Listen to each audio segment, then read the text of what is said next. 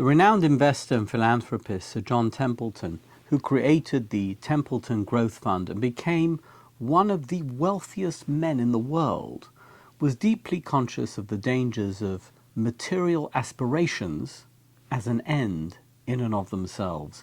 He explained, "The person who depends on the richness of his faith rather than the wealth of his possessions is the one who will find true peace and contentment in life."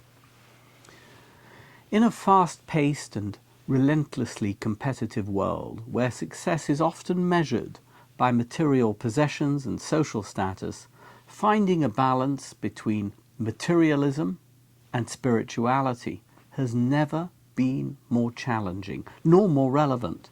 We live in a time when consumerism is at an all-time high and growing exponentially. Advertisements and promotions constantly remind us of what we don't yet have and what we apparently need to be happy. But a growing body of research suggests that while material wealth may bring temporary satisfaction, it never leads to long-term happiness or fulfillment. In 2017, the Harvard Gazette highlighted findings from the Harvard Study of Adult Development, one of the longest-running studies of its kind, which tracked the lives of more than 700 men starting in 1938. Over nearly 80 years, the study revealed insights into what truly contributes to a healthy and happy life. Remarkably, and quite contrary to what many might expect, the study revealed that it's not wealth, fame, or even hard work that keeps people happy.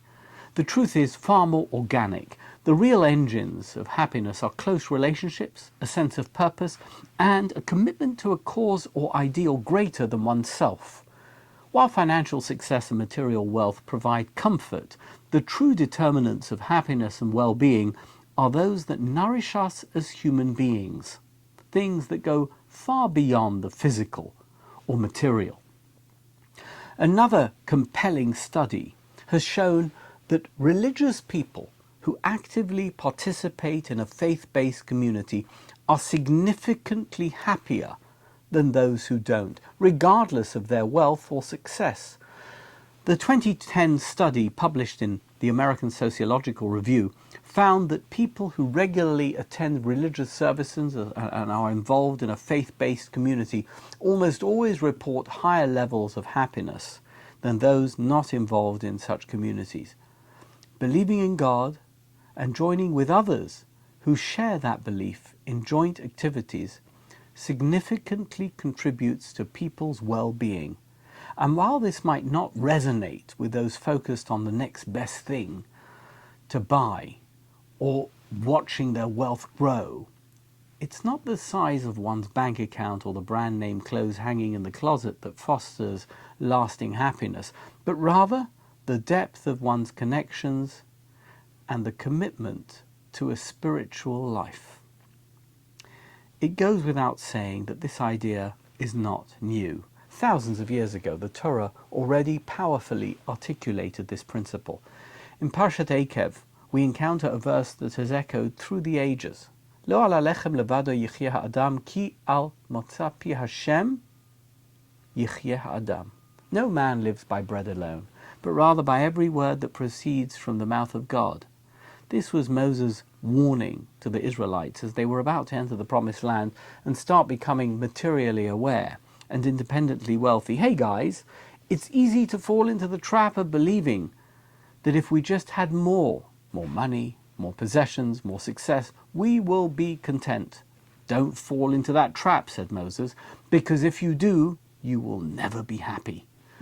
Tim Kasser, a respected psychologist at Knox College in Galesburg, Illinois, is best known for his research on materialism and well-being.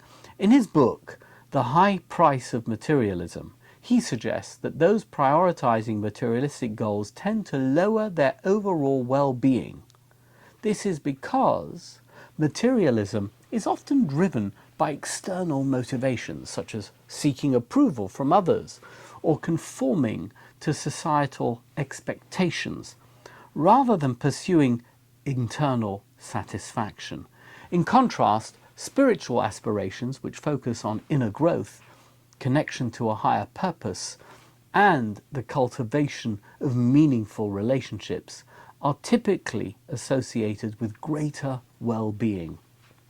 Unlike worldly pursuits, which are often fleeting and superficial, spiritual goals provide a more profound and enduring sense of fulfillment.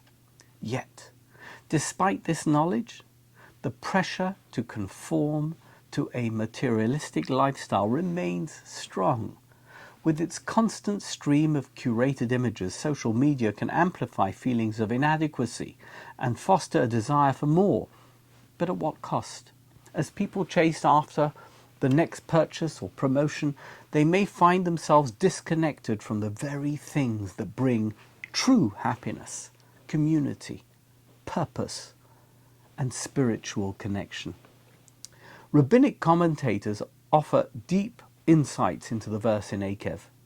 Ramban explains that bread represents all material needs, while the Word of God symbolizes the spiritual sustenance necessary for a fulfilling life.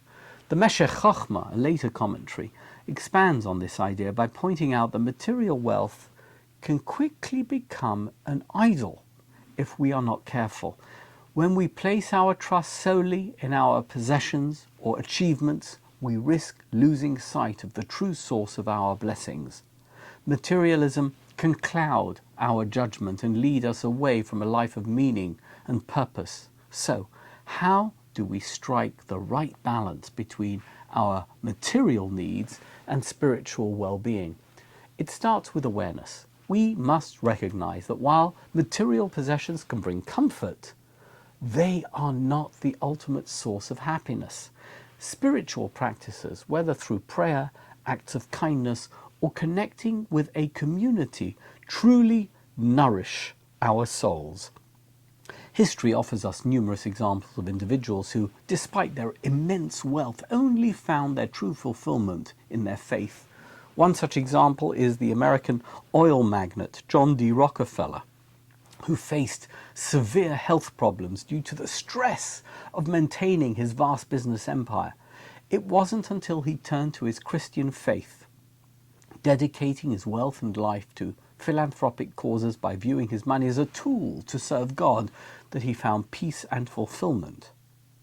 Similarly, the founder of Chick-fil-A, Samuel Truett Cathy, attributed his business success to his strong faith in God. His decision to close all Chick-fil-A stores on Sundays, even at the cost of potential profits, reflected his commitment to his Christian beliefs. As he famously said, "My decision to close on Sunday was my way of honoring God and directing our attention to things that matter more than our business." For Cathy, his true purpose was not to profit, but to honor God's will.